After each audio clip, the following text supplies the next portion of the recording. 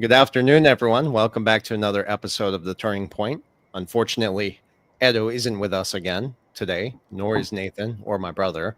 Everyone's busy. I did reach out to them, but no surprise over there, including David and I. We're very busy too.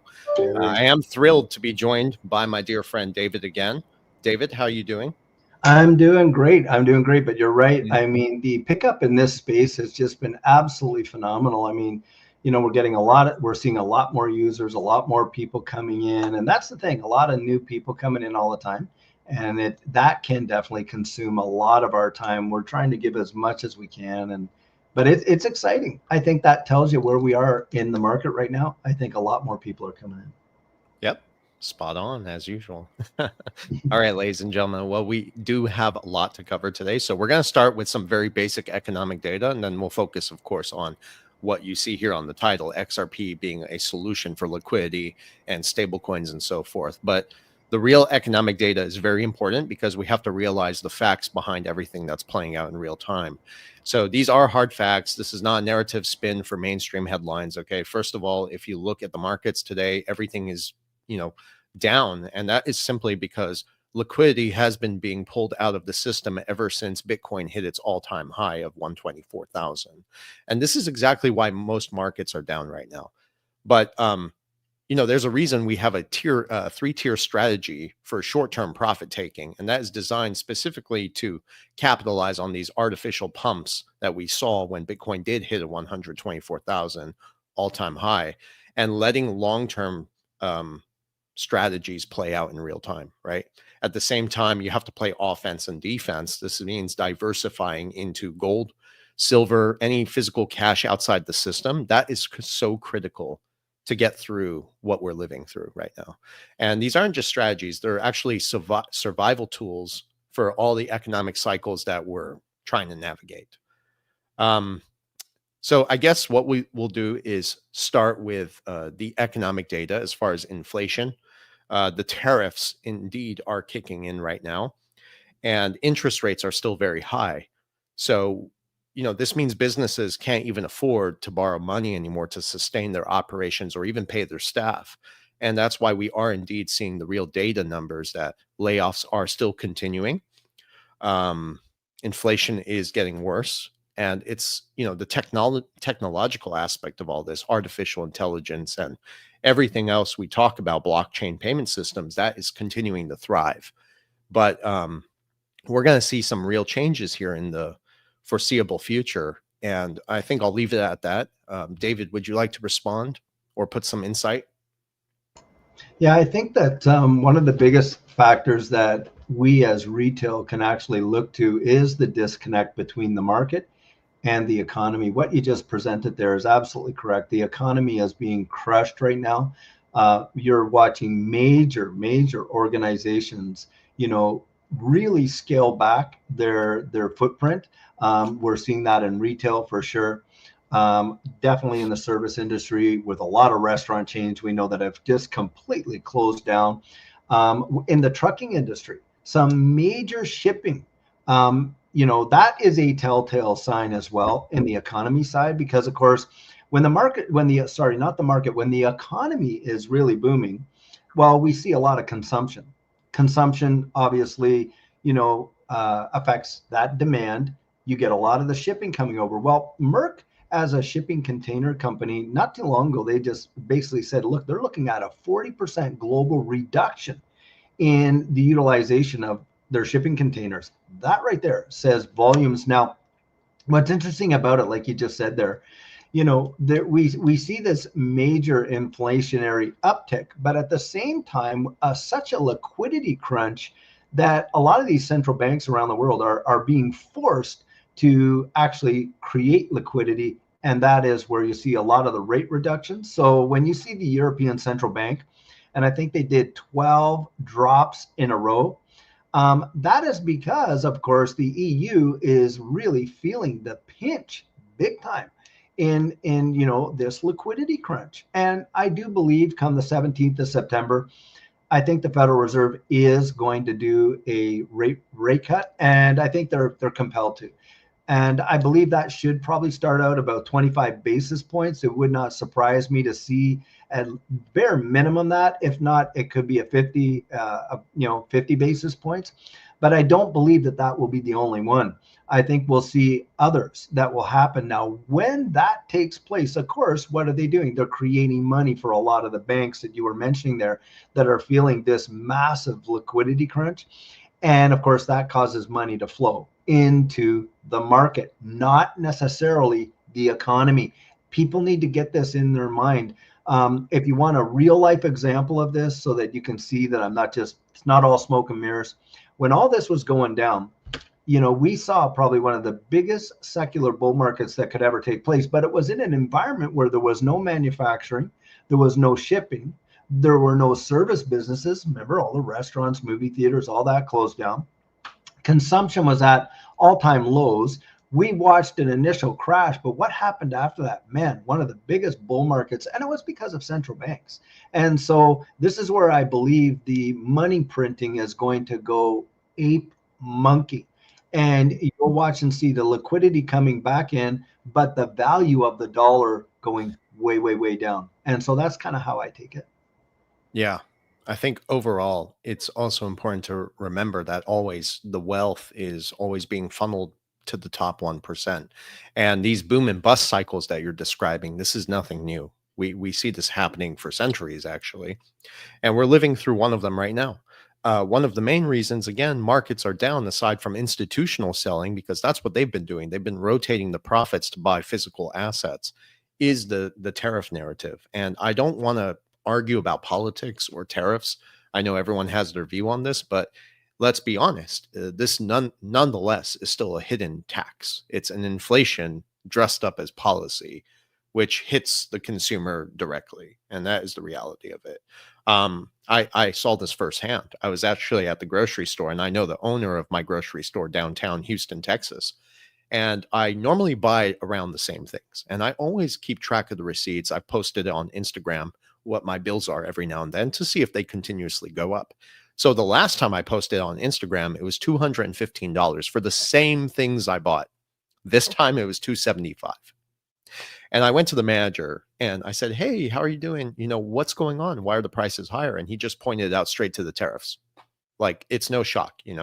And finally, it's important to acknowledge that America doesn't really produce a lot of materials, right? We import everything. So when tariffs hit, prices are naturally going to go up. And you combine that with the ongoing inflation, the debasement of our currency, and more people forced to sell or liquidate assets, which tie us in also to this market downturn, people getting shaken out, if you will, just to survive, really, to make ends meet.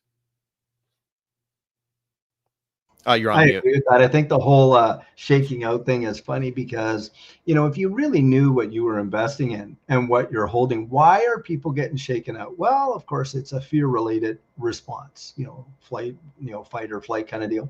But another reason is that there are folks right now who absolutely have to have the cash because they've been laid off. They've lost that great paying job, have to supply that with 2 or 3. And remember, with that job was associated a lot of benefits that were not, direct in their paycheck, but I mean, you had their dental, their healthcare, and all that. So they're taking on jobs not for the paycheck. They're working minimum wage jobs so that to replace the benefits that they lost, or at least a portion thereof.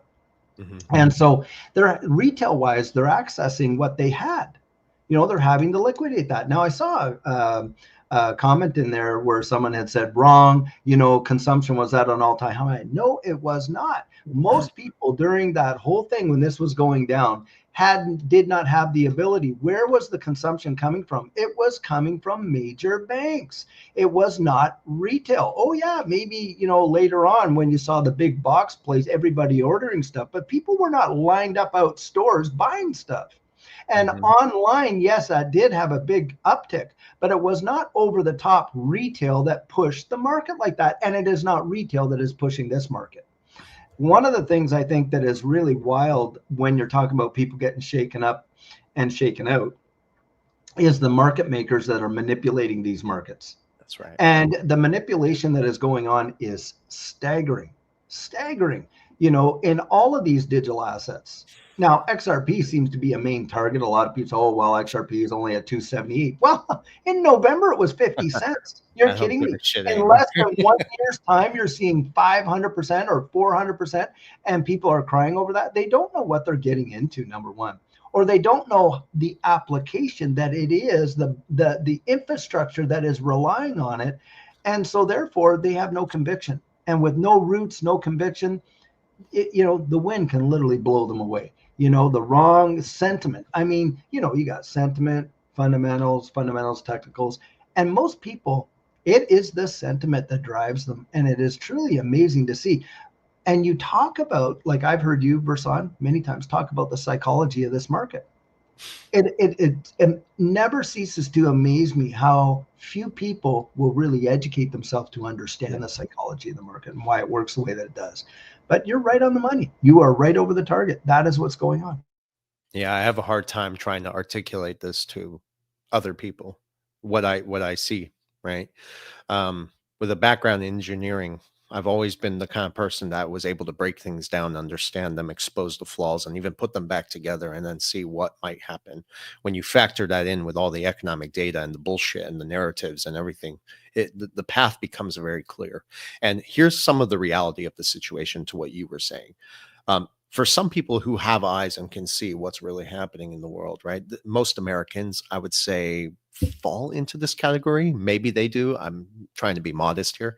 But people around the world are beginning to realize that they don't actually have as much control as they'd like to believe over their lives and as much as they thought.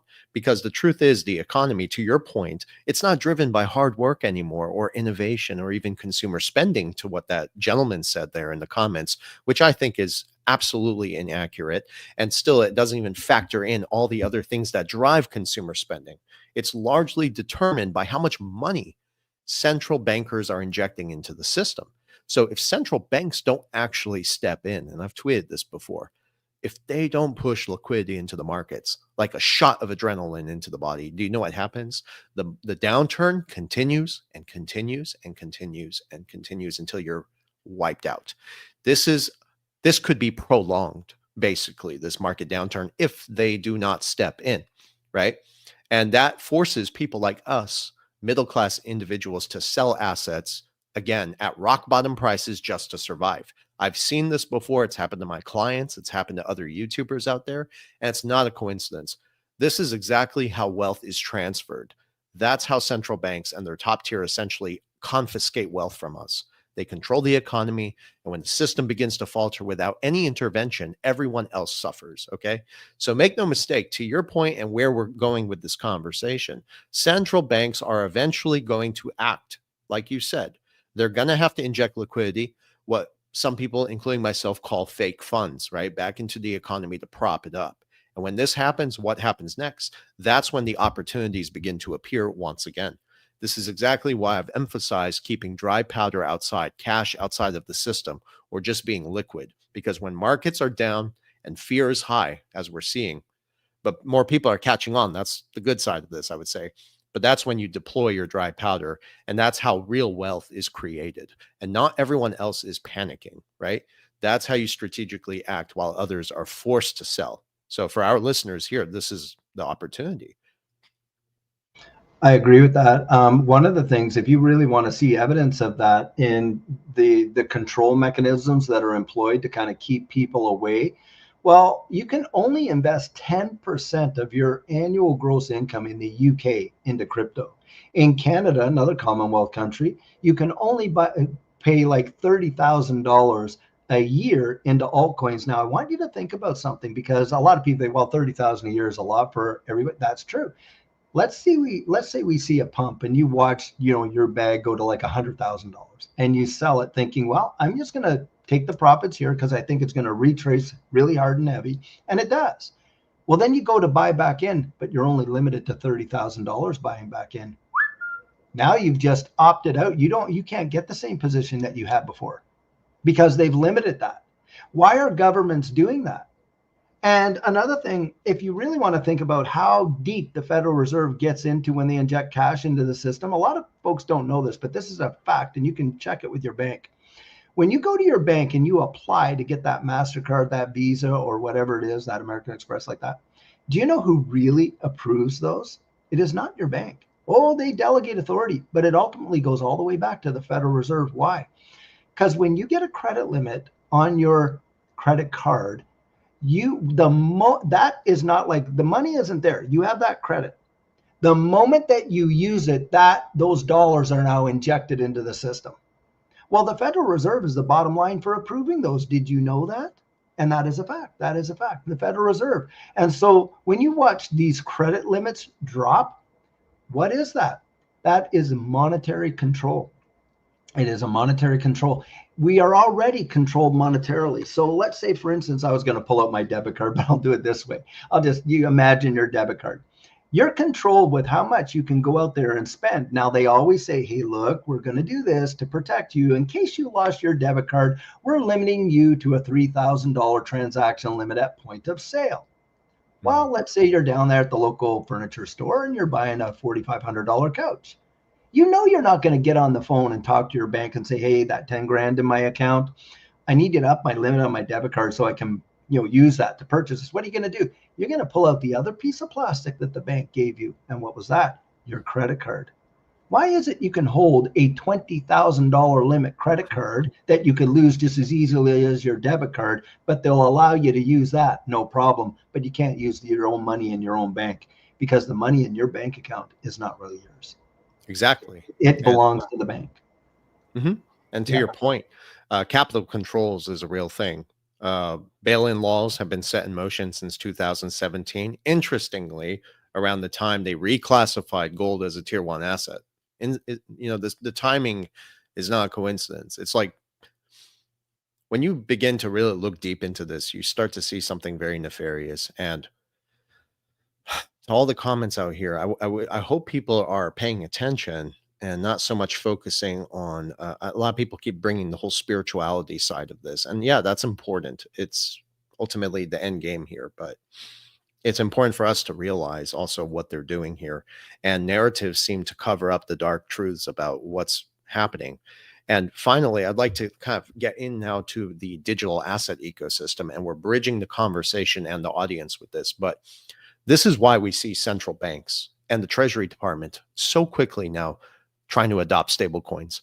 Ultimately, what they're looking for is a new source of liquidity for buyers of United States Treasury bonds, debt, right? And you can see that even the urgency, it's not random. The timing is so strategic of how this is, playing out. And they're trying to bring in now digital assets as a new class of buyers for Treasury bonds. They can essentially basically kick the can down the road as long as they really need to, while propping up both the U.S. economy and the dollar itself, while continuing this asset confiscation of people.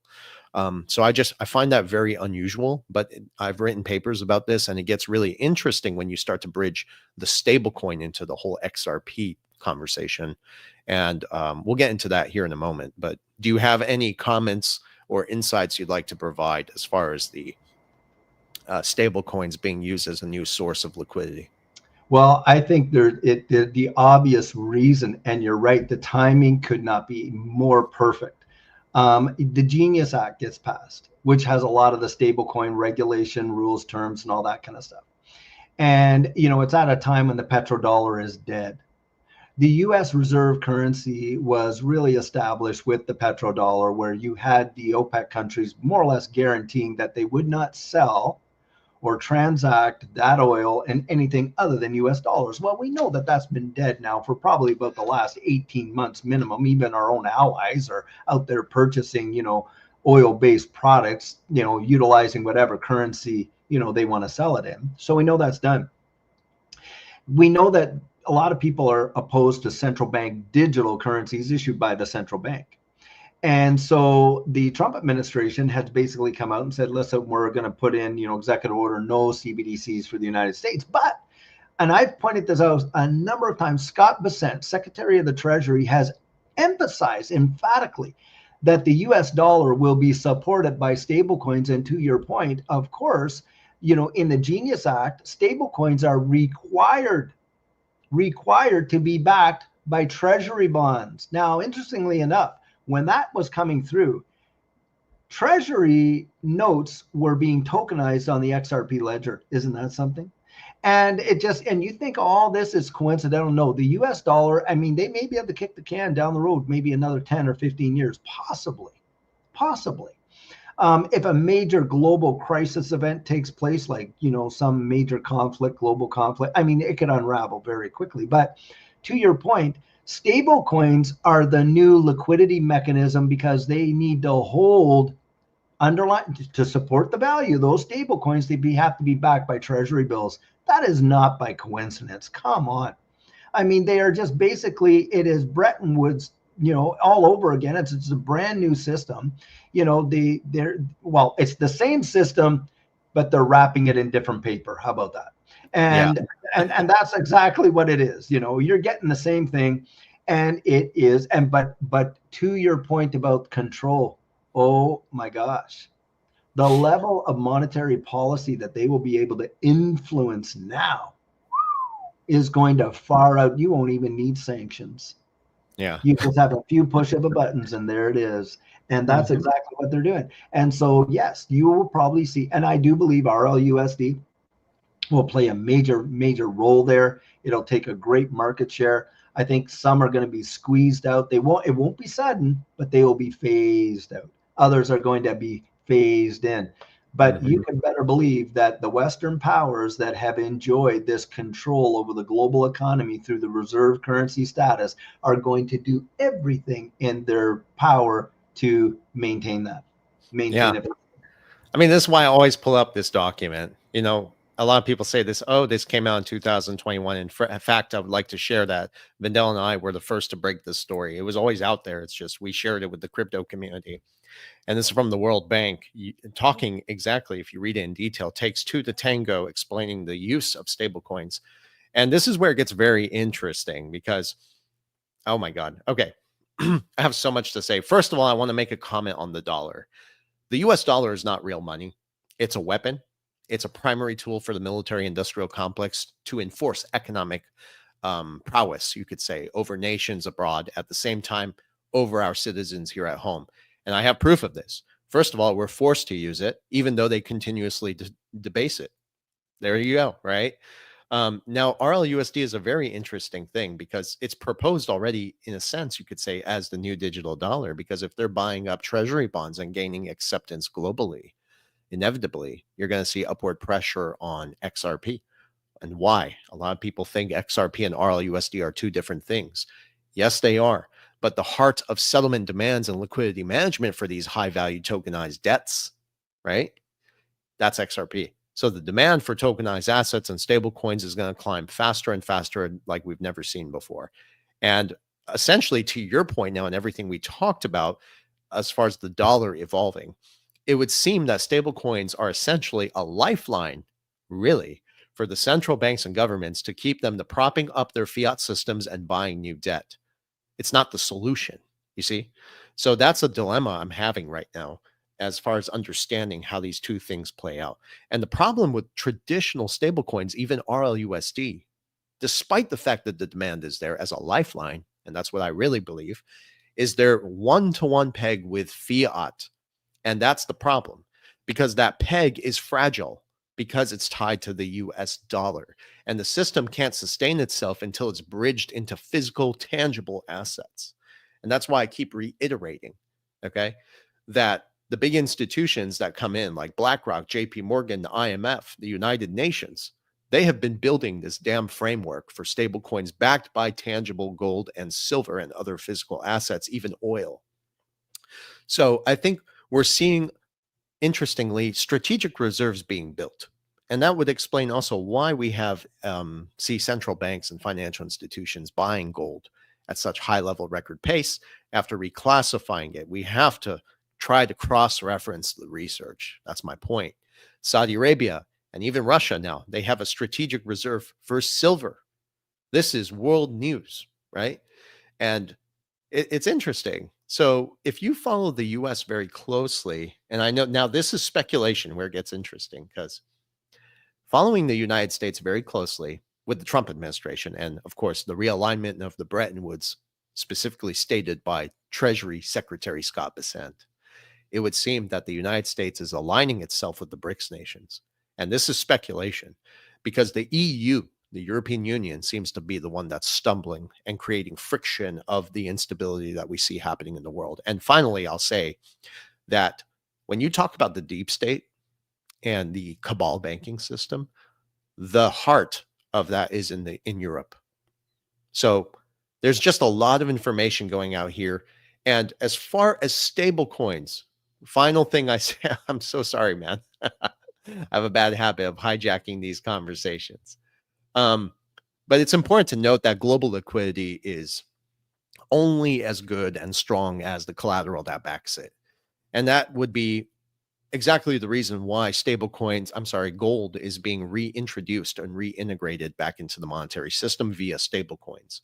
And I do believe that in due time, you're going to start to realize, maybe not now, we're usually early on this, but that XRP indeed does act like digital collateral and digital gold. And I think in time, its role is going to be realized.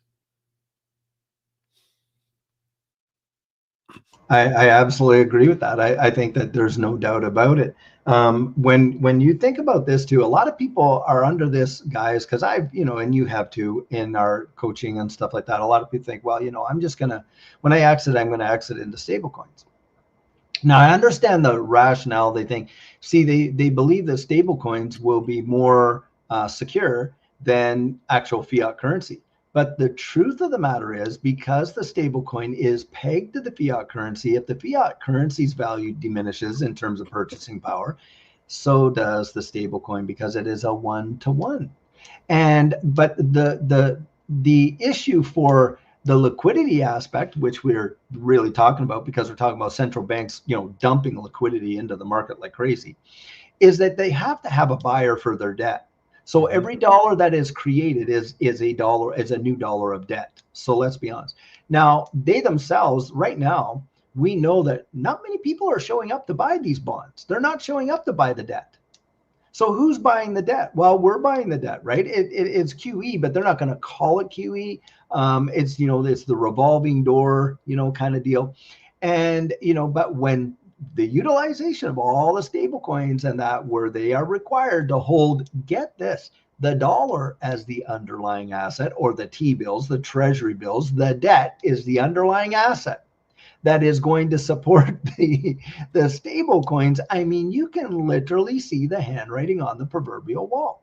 It is going to drive the prices of these assets to levels that most people can't truly even imagine, because there is only a limited supply. And of course, you have global central banks, buying up real world assets. Yes, the stablecoin, but the stablecoin is not like RLUSD is not in competition with XRP, because XRP you can tokenize real world assets on. You can't do that with RLUSD.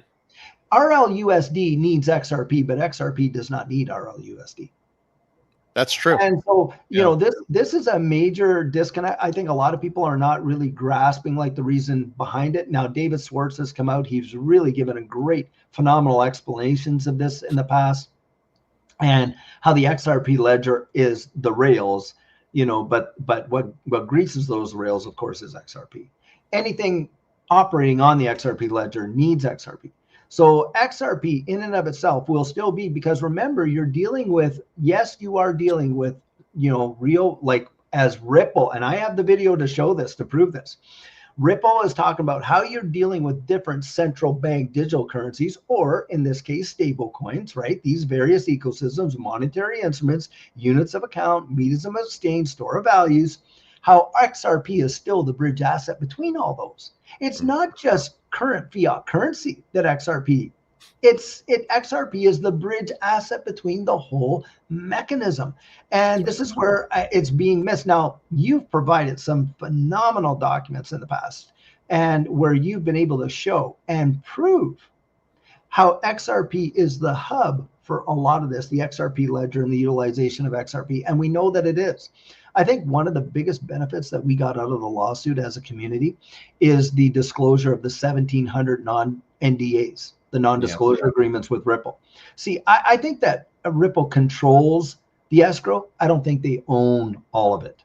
I do Of not course. think they own all of it. And so this is something that a lot of people, will discount, of course, in the Bitcoin maxi community and all this kind of stuff. But we're still here. Now think about this just for a second. And I don't even think market cap really applies in this, but if you're going Doesn't to mean use shit. it doesn't mean, but watch my, you got me It's there, true. Ron. You got me saying, but but if you were to say a metric since they started tracking these markets, get this, XRP has never left the top 10, never, not once. How is that even possible when you got a situation where it was suppressed significantly beyond any other asset in this space? Yeah. I'm telling you, the strength is, the evidence is all there. I mean, to think that from day one, there's only two assets that have ever, and I mean ever, from the beginning that we tracked it, Bitcoin and XRP, the only two that have never left the top 10. Never, not ever. That is a big time deal. Yeah, go Yeah. ahead with your illustration here. Yeah, well, I have a document from Bloomberg from 2018, which Bloomberg reported this in 2018, that XRP was considered to be the most valuable digital asset in the entire digital ecosystem, and it was number 2 of Bitcoin. Okay, then the lawsuit comes, then XRP gets delisted, then everything unfolded. All right, and then ETHgate emerged. Anyways, my point is market cap, like I said, and excuse me for my French, but it doesn't mean anything. It doesn't define the opportunity. Think about it. XRP's value is going to be, and still is, tied to its adoption, to the liquidity that is going to be needed for the tokenized settlement of assets, and the role in global settlements, cross-border payments. And that includes tokenized assets that require cross-border liquidity out there as well. So you have to ask yourself also, how much value is already out there waiting to be unlocked and freed up? And what is it? Hundreds of trillions, maybe more, I'm sure, right? Ultimately, my point, though, is that I still believe, my conviction from the very beginning has been that XRP is the end game, really. And I think most people in the crypto space don't have a real understanding, and I say this with all due respect, about what the technology actually is. And there are a lot of these blockchains out there, cryptocurrencies, that are just flashy code, fancy JavaScript dressed up to look like it's revolutionary. And I promise you, they will not last. Sure, we're going to see a boom cycle. And I talk about this in my sessions and publicly, right? There will be a crypto bubble reminiscent of the dot-com bubble era that will eventually crash the entire system. And I think this might be actually approaching into 2028, maybe late 2026 or early 2027. And the crash will be catastrophic. I think it's going to wipe out the entire crypto landscape. And I think there will be a result of a liquidity freeze. And that's your ICE 9 scenario that Jim Rickards talked about in his book called The Road to Ruin. It was almost like he was foreshadowing what's going to happen. And a liquidity freeze, just to clarify, it's not just a number on a chart. It's ultimately a lockdown, meaning that people will not be able to access their capital. Capital controls will come. Even in times of war, we see things like this. It'll be restricted and ultimately activated through capital controls, right? And that's what happened in 2008. And that's exactly what I think is going to happen again. Now, this is where it gets interesting. I always believed that this is when XRP comes in. There's a utility phase that has not been seen or understood that is yet to play out. I do believe that its on-demand liquidity feature is not just an innovation, if you will, but I think it's the ultimate solution to bringing the world out of a crisis that was created by the very same institutions behind it.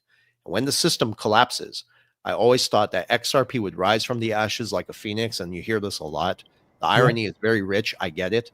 But the very same institutions that are actively suppressing XRP's price, its use case, its strategic purpose to where this is ultimately going, are the very same institutions behind the infrastructure. They've built the deception around Bitcoin and Ethereum and the hype all around cryptocurrencies in general to keep the public blind from the real solutions at play. And finally, it's liquidity. All right. XRP is literally the grease for the new financial system and the settlement engine for a tokenized economy. Anyone who actually studies this and understands it and puts videos out like this Yeah. They understand the trajectory very clearly. All right. And we Mhm. can talk about ETFs and other things here and how that's going to be very positive for the crypto space. We can dive into that shortly here, but what are your thoughts on what I just Well, said? I definitely, this system that we see now. Now we think, oh, okay, since 2009, when Bitcoin was coming out and all that, it goes back decades before that. I think one of the big reasons that our good friend Edo was actually deplatformed is the fact that he was starting to bring out some very, very strong evidence to show the linkages between what we see now as Ripple, the organization, and of course the influence behind it. That there is zero doubt about that. We know that we can see these linkages that go back, all the way into the early 80s. So this plan has been afoot for a good while. I do believe that it is not just, we are not seeing a knee-jerk reaction by central banks. We're seeing a long-term follow-through on a strategic planning, Mm-hmm. for what eventualities are coming. Now, interesting about that is, when you start thinking about, like, look, there was a protest done in Canada during when all this was going down, the whole, truck drivers across the country and all this kind of stuff. Yeah. What's interesting about that is if folks even contributed $50 as a donation, what ended up happening is they got shut out of the financial system. Their bank accounts got closed down. Their credit cards stopped. I mean, do you realize how much of that would it take, to really bring about voluntary compliance to a new system? It would not take much. But you see, I think that when we see the total implosion of what I do believe is eventually coming for this current system, that you're not going to have to like push people into this new economy, this new system that they have developed, and absolutely for a fact, they are going to beg for it. They are going to want it because they're going to be in such a state of desperation. They're going to desire it. Now, like any major bubble, like you were talking about early on about, the dot-com bubble and all that kind of stuff and everything that happened there, and of course the internet bubble and all that kind of stuff.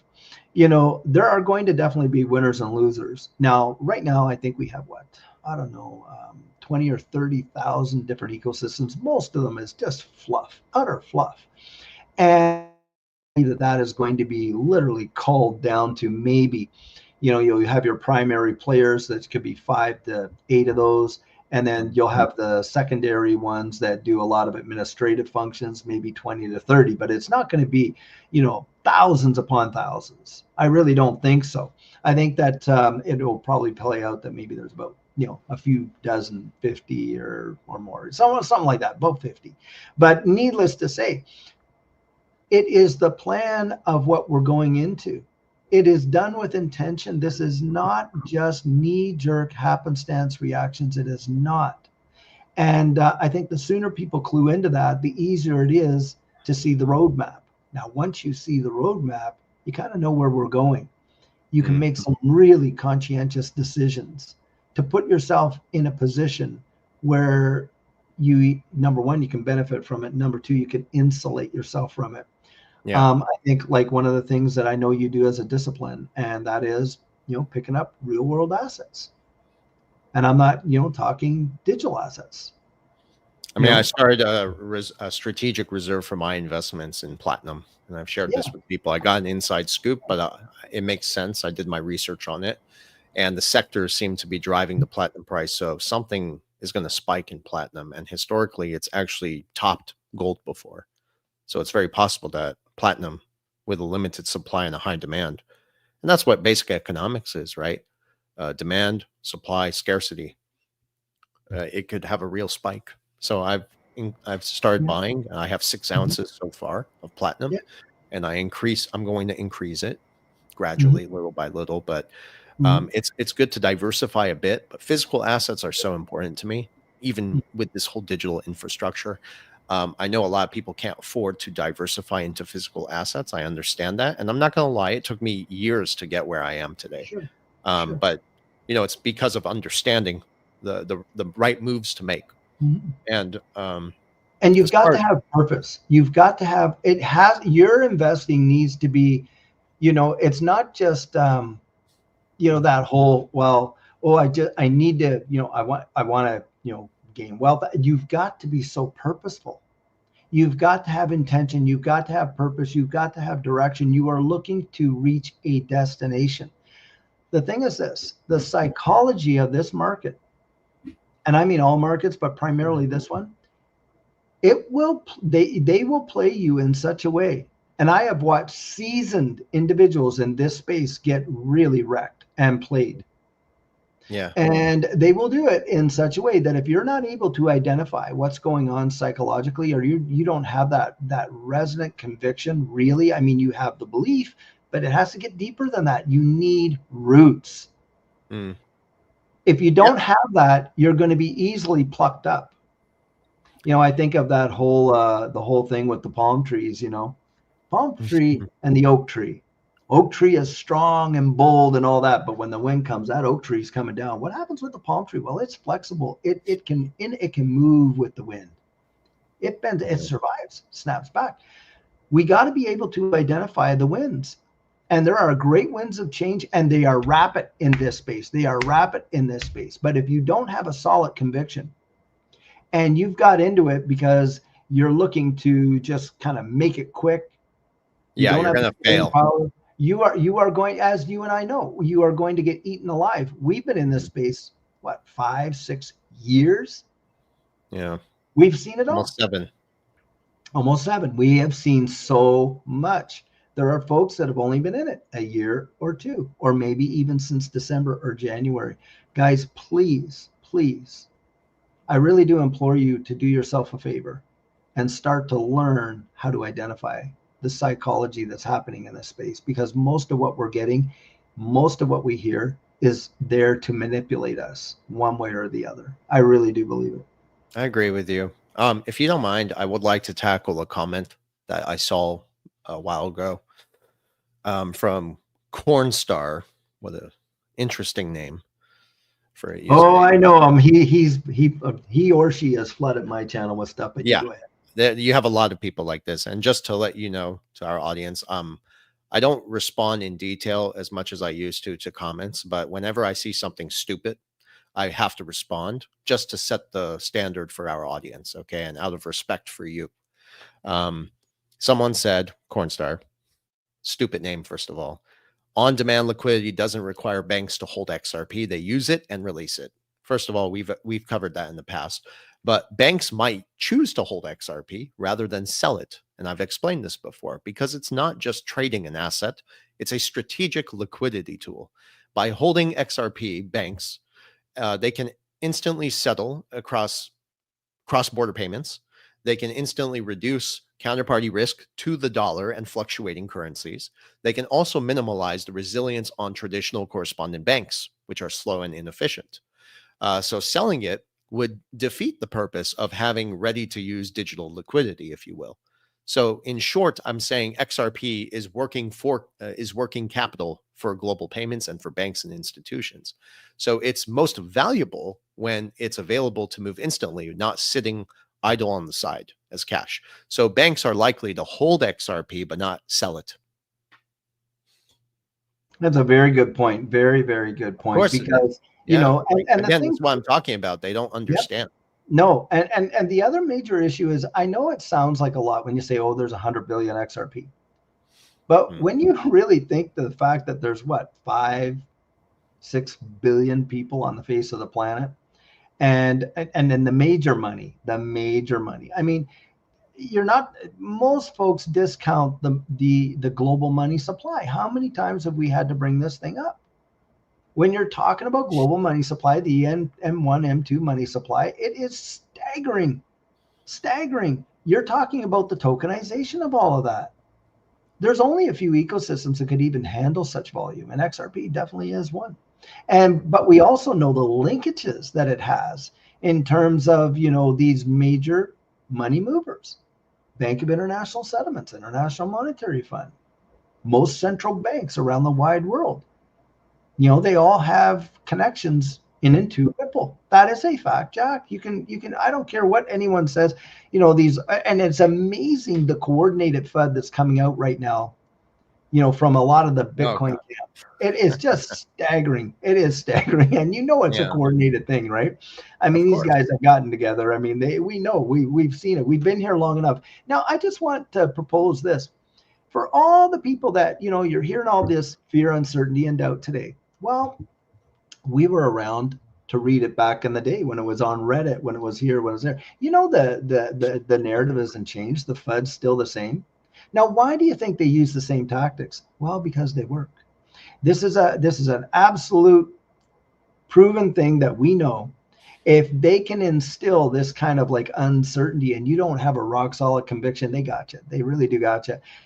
Think about this. It costs $1,700 in 2020 to 2021, in that period there, for a time there, 17 cents, you could buy 10,000 XRP. To get the same amount is going to cost you 30,000, roughly about $30,000 to get that now. When we get down the road a little bit and, a couple of years down the line, and XRP is 30, 40, 50, 100, maybe whatever, look at $100 to get 10,000 XRP is going to cost someone $100,000. Now, how many folks do you know will be able to achieve that goal? Few. Not that many. There's a whole lot fewer people that can get the 10,000 XRP than could before. Yeah. A whole lot more, less people that could ever get to 100. Those days of the average person being able to get to 100,000 XRP are gone. Yeah. Just even on today's prices, $270-some thousand to get 100 XRP. Those days are over. That's also all the people that were dumping on us back then when we were talking about it, when it was at those affordable, where are they today? Mm-hmm. I know people that, were willing and listened and they accumulate. They are multi-millionaires today because they did not listen to the FUD. Where do you think we're going to be in a utility-driven economy where these assets are tokenizing real-world assets? Yes. That's all I got to say. No, I appreciate that, your sentiment and enthusiasm about this, because we've been reporting this for a very long time. I want to share a tweet that was deleted in 2024 from my X account. And I tweeted on May 20th, 2024. So I screenshotted it. XRP isn't tied to any one nation or government. It's the bridge between them. I said, as the world tokenizes debt, stablecoins, and currencies, XRP connects it all.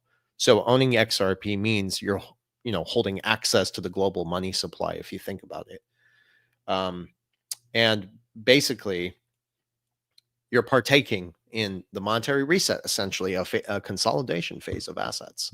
So again, market cap for an entire space that is yet to be really regulated. Let's be realistic, because I do believe that when the stablecoin bill is enforced and actually implemented, right now we hear talk about it. Sure, it got passed, but that doesn't mean shit.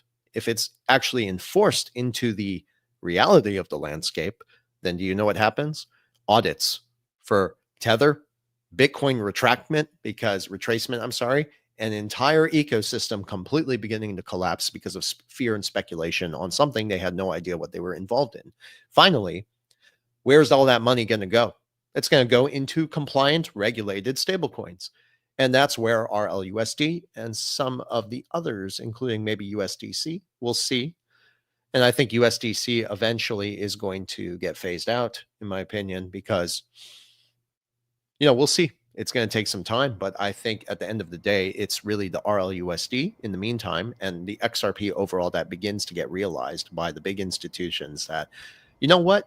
Why did the World Gold Council, the WEF, the BIS, the IMF, why did they call XRP a stablecoin?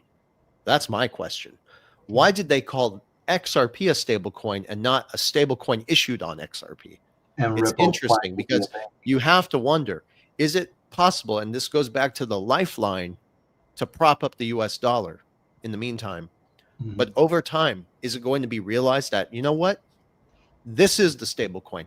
Maybe all stable coins are tied to it. So it's ultimately the stable coin of all stable coins.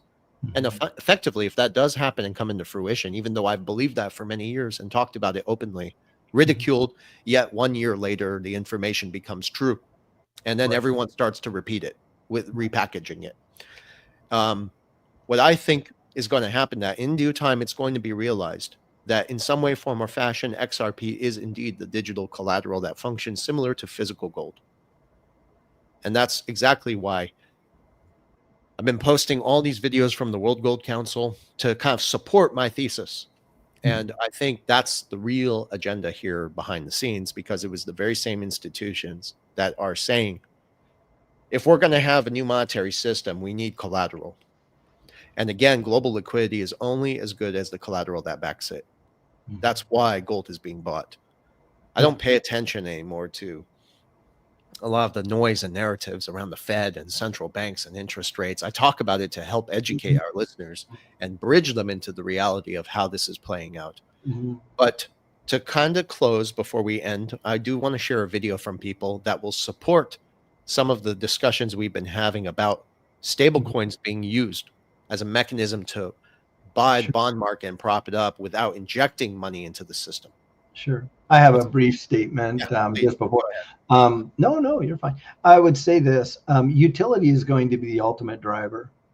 When utility kicks in, you're going to watch a lot of these things. When there is a big collapse in this whole propped up system that's going on, I do believe that Bitcoin is probably going to be, because store of value is not a utility. You can store your value in so many other things, gold, like you just mentioned there, silver, of course. Bitcoin has a store of value. It has no utility, no real utility.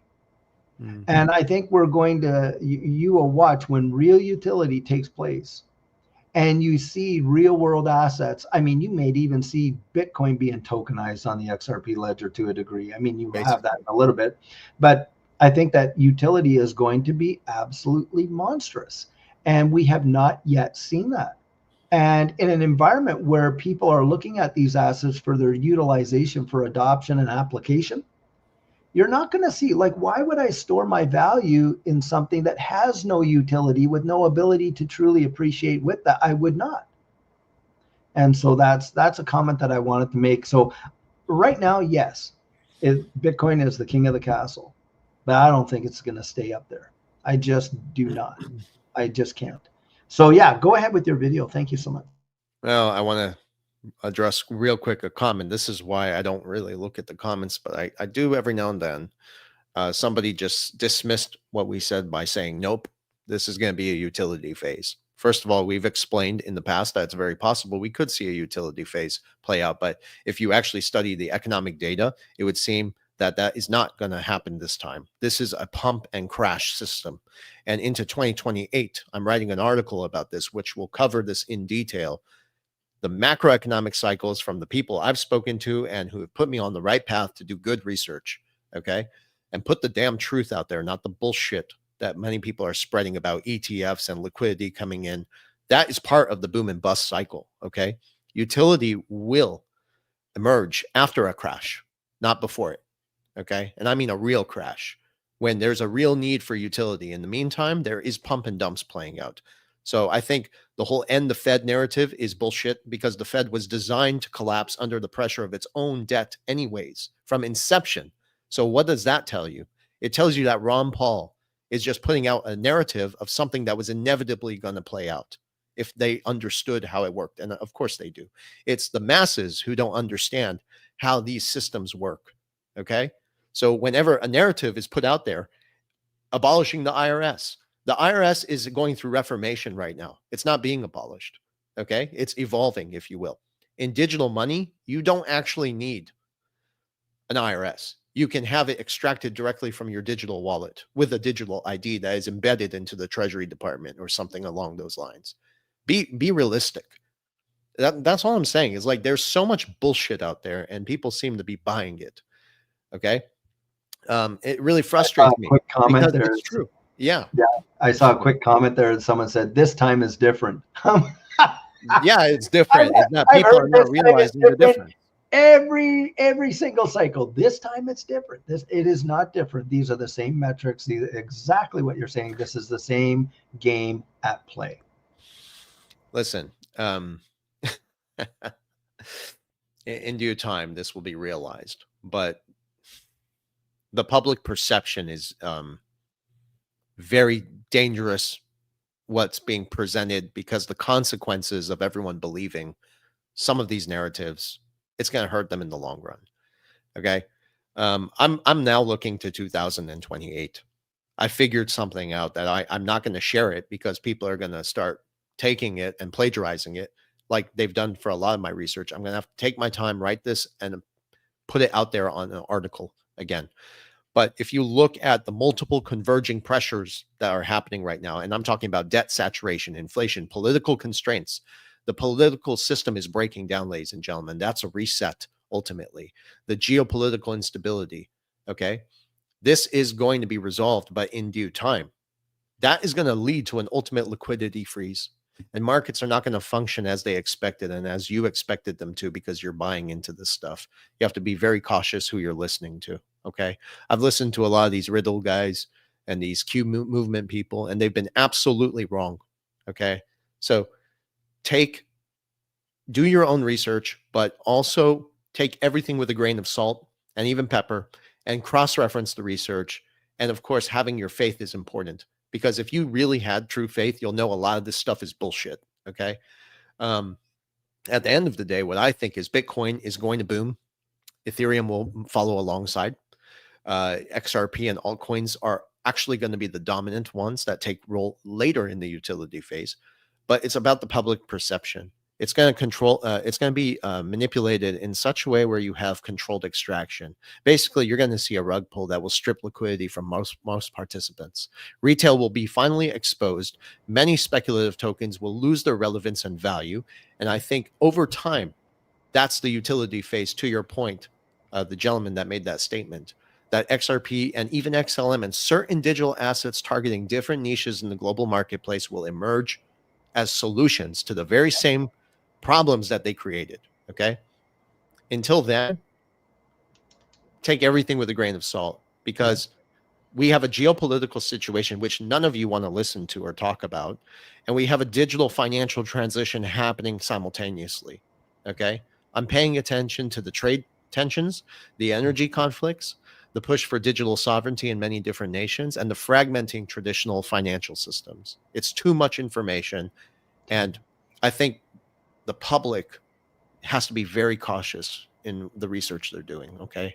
I didn't mean to derail a little bit like this, No, but but I think it's I important. naturally, I do this out of, like, I treat this community like my friends. You Yeah, guys are like my family. likewise, So, likewise. I'm glad people support and listen, but all Mhm. I'm doing is giving you some insight and different perspective. I'm not asking you to take everything I say and take it all in heart. You have to do your research into what I'm saying. But if you do the research honestly and take time to listen to the right people, you will come to the same conclusion. Okay. So I love this community. I love you, David. You know how I am. I take care of everybody. And I, of course, try to offer different insight. I'm not asking you to accept it and believe it, but just be very careful. There's a lot of nonsense out there. Okay. No, I agree. I think one of the things that you pointed out there is, when this thing does really go up there, the one of the biggest issues is going to be that most of retail, even if they want out, will not be able to get out. There will be a big time, the off ramps are not going to be as available as people seem to think. We've watched it happen so many times, and I just throw that out there. I want you've got to be very conscientious about that. And I just have watched it happen so many times, and so it is vitally important, like Bersana said there, to be very conscientious of that. Think about profit taking, how you will do that. Be as Yeah. vigilant as possible. Look, YouTube is great, but remember, YouTube is confluence. It is not research. We're sharing with you things that we've done. Like we've had conversations, Bersana and I, with major players in this space, both together and independently, And there's information that's available to us that you're not going to necessarily always get on YouTube, because it can be very controversial, and most people don't have the stomach to digest it. So you don't share that. But I mean, we for the best of our ability, we are out there doing what we can to help as many people. And I would say that, Versan, I would really agree. You help so many people, and we try to do the same thing, and at least present as much as we can, along with being safe and all that, but to the best of our ability. Yeah, go ahead. We're gonna play this clip, but yeah, this clip, it's just my channel has faced so much suppression. All right, and we're trying our best to just give facts, and the facts are coming not from me. I'm not pulling this out of my ass. I'm actually reading the documents from the very same institutions that are misleading the public. And we're trying our best to break down the mechanics and show you what's really happening behind the curtain. This is about understanding the trajectory of where our species is going, really, at the end of the day. And I think that the role of XRP ultimately as a liquidity solution is something we're going to see in the next few years. It's going to emerge, and people will figure this out over time, but it'll be too late. So that will be, the line between who's ahead in the new financial system and who's standing behind and gets left behind. So let's just go ahead and play this clip. I hope you enjoy it. I found it from a really great show, but it gives some insight again into the stable coin. Just listen. Hopefully you guys can resonate with it. That's powerful. I don't know. I actually enjoyed that scene. It gave me goosebumps because they got to tell you. It gave me goosebumps, as in, when I remember I was like making some tea and I heard it on the background, and I ran up to the television and I was like, what the hell? And I started listening to it. I got goosebumps because it kind of resonated with some of the things I've said about 1-to-1 to the dollar. That's a stable coin, if you will, releasing funds into the system. Oh, and I got some inside information from some deep research about SHX. I saw a comment in this. So it turns out that SHX is actually playing multiple, it has multiple use cases, but more importantly, which would explain why Ripple is so heavily invested into SHX, is it functions as a bridge as well from stable coins to the liquidity pools. Very interesting. So I can this see has been a great session. It's been great. Great. That was good. We may have to clip that out of the uploaded version, because they will strike us down for copyright. But but needless to say, it was really worthwhile, because I think that, we know that the way this system works, there's always hints of information that are provided, and it's interesting to hear that. Interesting. Yeah. Well, this has been a great conversation. I feel it's funny. I feel like these sessions are like therapy as well.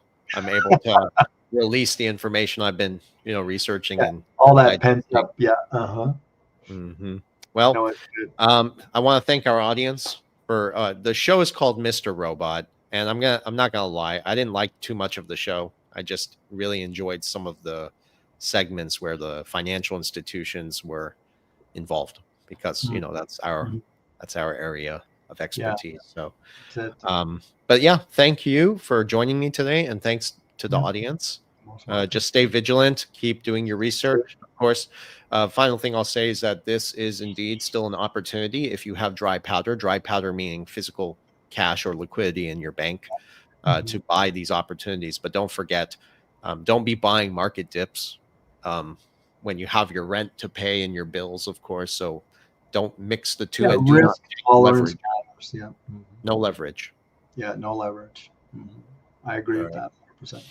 Well, I really, guys, I just would say this, that, for Versan and I, and I would say even for Edo used to always bring in this, please be safe. There's always people out there imitating us, trying to pretend like they are us.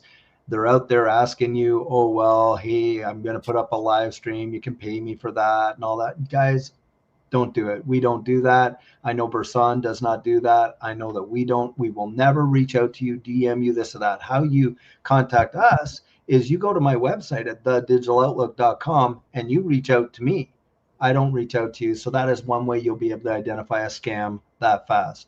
you know. Mhm. And so just be safe, guys, because the fact that they're coming after your XRP, that tells you just how valuable it is. And I would just share that with you. Be safe. Be safe. Yeah. Well, oh, just to kind of push back on that, what you said there. Mhm. There was a lady I saw in the comments last time. She said, well, it's not just XRP, it's other things. Yeah, Sure, it sure. is. But It is. there is a concentrated effort to confiscate people's XRP. Yep. Um, I don't see any of these. I mean, Bitcoin itself, in my opinion, is still a scam, and it will continue to go higher because there's confidence in the con. Okay. Uh, but That's a ultimately, good way of saying that. I like that. yeah, Confidence in the con. Yeah. there's Hmm. confidence in the con. You can't Yeah. have Yeah. a con without confidence in it. Yep. Um, Well, that's why they call it. It's a confidence game, right? yeah, They get your confidence. They get you in there. I yeah, agree. just like the US dollar. Yeah. Okay, guys. All right. Okay. Take care, everyone. Have a Yeah. great day. Thank you, and happy Thank Labor you. Day, whatever that means. Yeah, that's Uh, it. Okay, guys. Bless you. All right. Bye.